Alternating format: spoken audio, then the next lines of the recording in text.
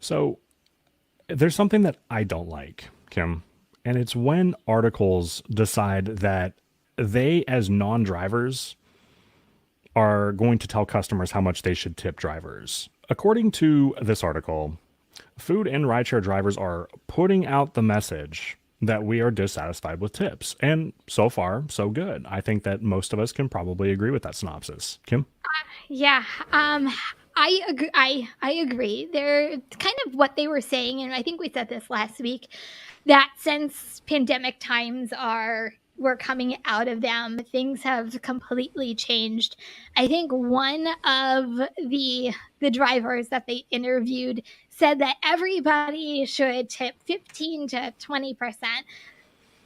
I that would be fantastic if Mm, every customer would tip 15 to 20%. Do I think it's realistic? No, I just don't think that you can really tell anybody, because how would you feel if you demanded somebody you have to tip or you have to put this so much amount down? I think customers are going to tip whatever they want to tip, regardless of what us as drivers would like them to tip. oh, absolutely. And honestly, the 15 to 20% sounds fantastic up until they order a $10 bowl of Chipotle and you get a $2 tip and they expect you to drive 8 miles to get it delivered, right? In my market, that'd be 475, right? And that shit isn't going to fly. So that 20% kind of falls a little short sometimes. So I, it just kind of bugs me when people who are not in this industry chime in on this, right? If you're not, they're writing the articles. They're not the people writing the article is they're not the people who are being asked to tip, right? And they're not the people receiving those tips.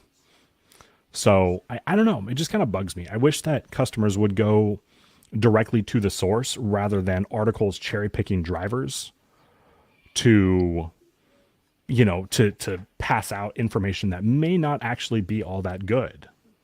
Yeah, I just don't think, like, they in this article they interviewed three drivers altogether, and one of them happened to even be a rideshare. So I guess they try to do a I guess a variety of drivers out there, but I don't think three drivers can speak for the millions of No. drivers that are out there in the world. So I agree with you on that one. One person said bare minimum should be $3, and then the other one said that 20% is fair for restaurants and also drivers. So I like I said, I would love for that to be true, but I just don't think it's reality, and I just don't think that customers see the same reality that we see. Yeah. So this article goes on to say that tips make all of the difference on whether the job is worth it. And of course, that part is true.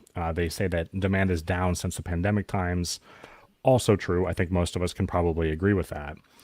But now, Kim, we had kind of touched on this a little bit before, but do you think that customers as a whole are tipping less now? Just short answer, yes or no, versus during the lockdown times. Oh, absolutely. I definitely Yeah. do.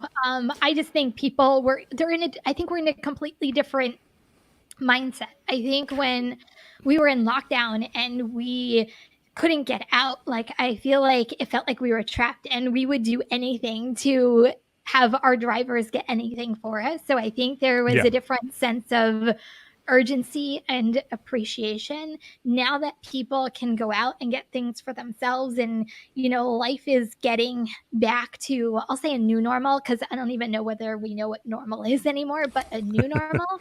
I It's definitely completely changed, and I think we're all feeling some form of that in any app that we work, whether it's food delivery, rideshare, grocery delivery. I think it's just changed, but I I think we would be naive to not know that it would change just based off of pandemic versus now. Yeah.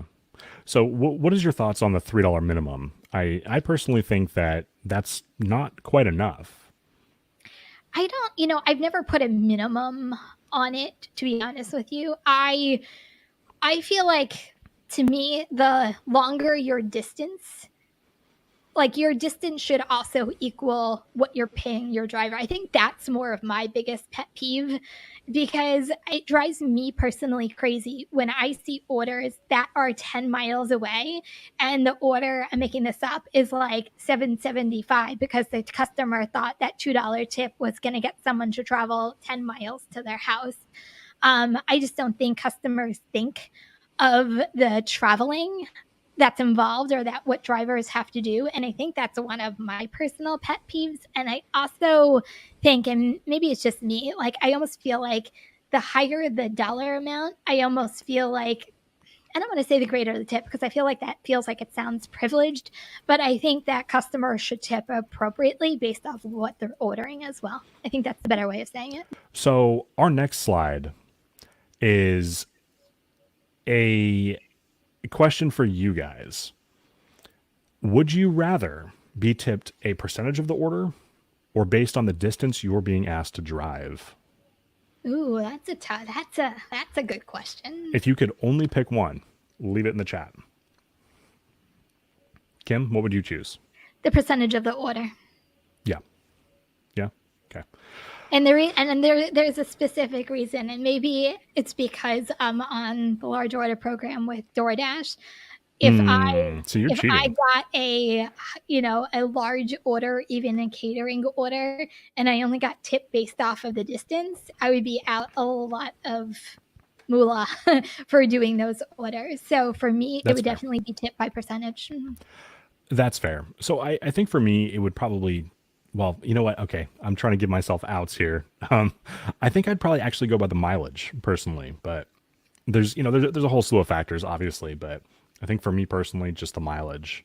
It's really common for me to see, 9-10 miles in my market. So if every Is your order could market be spread out? I mean, so the vast majority of the population in my county lives in my city. So I mean, yes and no. There are places that I see orders from that are 20 miles away. I don't see them very often, but it does happen. So I don't know. I just would love to see. So I guess my logic behind this is that when you tip a percentage, right, it doesn't matter how far that order is going. And we all know that these apps will try to send us, stupid distances because drivers accept them. But if you're being paid, for the distance, we'd start seeing that circle get smaller and smaller, I think. So that's just my perspective. You guys are welcome to tell me in the chat if you guys think I'm wrong. Kim, you're welcome to tell me if I'm wrong, but I don't think you're wrong. I think of it from a different perspective as far as distance is concerned. I think, and I think I've said this before, but I think that DoorDash should have a limit to a distance that a restaurant can deliver to, whether it's 8 miles, 7 miles, whatever it is. Like, I don't think someone from 17 miles away should be able to order from a restaurant like 5 towns over and still be able to have the same expectation. Like, I feel like there should be a limit in any one of these apps, whether it's Uber Eats, DoorDash, Grubhub, there should be a limit on how far someone can order a restaurant from.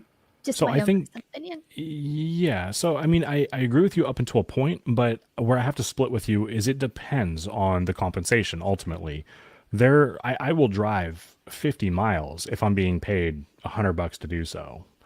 And it's when we're talking about are you do you think DoorDash or Uber Eats is really gonna pay you $100 to do a food delivery? No. I mean, like, Exactly. we're talking wishful thinking, right? However, I do think that it's plausible to think that the customer could, if probably not on a food order, right? Because they're not going to be given the option to summon a driver that far away. However, we have seen those one-off fluke screenshots, but can you imagine if there was something on like a specialty store or something, right, that had a 500-mile radius, just completely, theoretical. Follow me down the rabbit hole for a minute. And drivers could be sent 500 miles away because that's the radius that DoorDash set for this specific company. And you wouldn't want to probably see a percentage on that. You'd want to see mileage. So if the driver knows that they're ordering, or excuse me, the customer knows that they're ordering from something that far away, they're more likely to give that driver a bigger tip. Yeah, I still think customers are going to tip whatever they want to tip. I suppose. I think that a customer honestly is only going to care how they get their item to them. Like, I still think they're going to be like, yeah, let's give them $5 to go 500 miles. Hey, thanks for checking out that clip from our show Money Hungry, hosted by me and Kimside Money Plans, right here on the RideShare Guy, live every Wednesday at 5 p.m. Pacific, 8 p.m. Eastern. If you enjoyed that video, check out the full episode by clicking here, or you could check out this video. And don't forget to subscribe to the RideShare Guy and turn on all notifications. We'll see you Wednesdays at 5 p.m. Pacific, 8 p.m. Eastern for Money Hungry.